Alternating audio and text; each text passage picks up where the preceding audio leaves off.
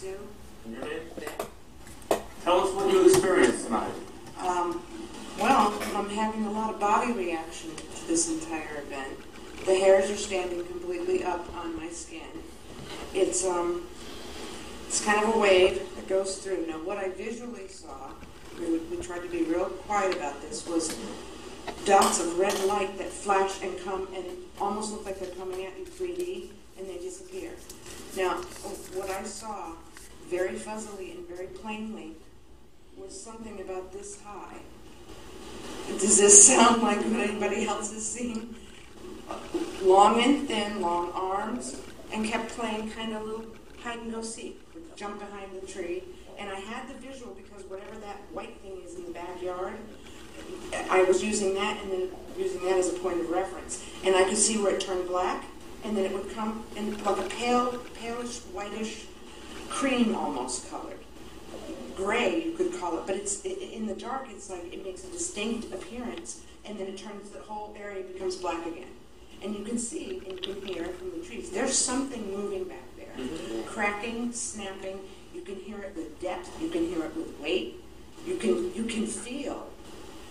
What I'm feeling physically is this something's trying to talk to me, and probably when I go home and will rest and dream and can physically get over the adrenaline rush, because that's what I'm feeling. You know, I'm going through the questioning, is it real? Did I imagine it? Is it real? Did I imagine it? This is consistent with experiences I've had before, but nothing I expected this profound. I did not expect it to even, I had no expectation. It was simply come, see what happens, feel. Right. Yeah, and to feel this, it's a feeling, as best can be described, but it's kind of skitty. Yeah, they're kind of skittish. Yeah, they're scared. They don't like to. They want to come forward, it seems, but there's a hesitation here, and I think it's the ambiguity. They're feeling whatever's going on around us, which is there are people that will accept, and there are people that might not accept. Right. So this is, I think, where we're at. Mm-hmm. Wow. I mean. Thank you so much. Anything you'd like to add on what you felt and saw? They're going to be around for a while, and I think the reason the full moon's better is because the energy that's created at that time is more comfortable for them. Yeah, there's an atmosphere that's created with the vibration that happens with the full moon, and I think that's probably their best energy. They're drawing from us, and I think the essence is we're going to draw from them something. I don't know what. Right. I want to show you something. I totally expect them to make an appearance because they've been coming closer and closer to the woods and things. Yeah. I wanted to show you some things that some of the guests wrote in my guest book.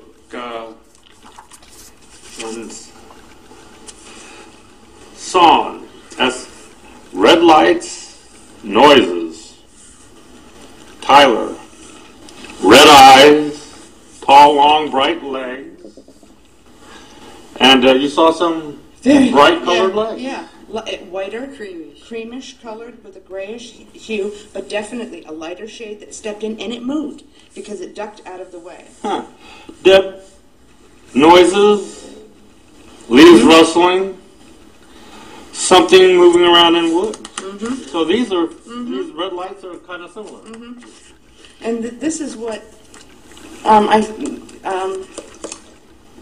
Mike K. Yes, Mike K. was in terms of like this sort of long cylinder. As I first sat down, the very first thing I thought when I said, I think my mind is playing tricks on me, my eyes are playing tricks on me, was this long, thin, gray. It dissipated right before my eyes. Was right there as though it were coming out of the woods and then just dissipated right back like vapor. Cool. And I'm going to question: is it my mind or did my eyes play tricks on me? I'll have come back for enough experiences, I think. Right. This thing may make consistent contact. Good, I'm glad. I hope you will come back. I absolutely will. I'd love to come back on the full moon. Look at this. Babs writes, it was a blinking square light. We heard footprints moving as well. Don't get the phone number, Shane. Yeah, I know that. Okay, you know that.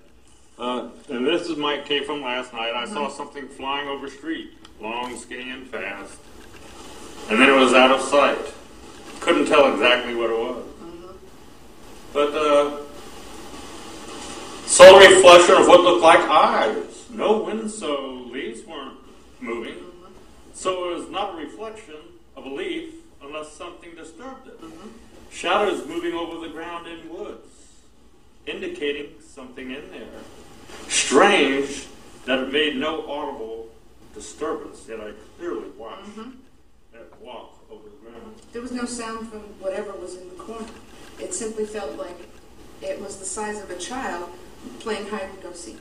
Like it was just making itself known, maybe a little hesitant, and maybe wait to see what we make contact with. We kept asking, come forward, we mean you no harm, we're here in peace, we'll be open to you, you'll be open to us. And still, look at the hair on my arms.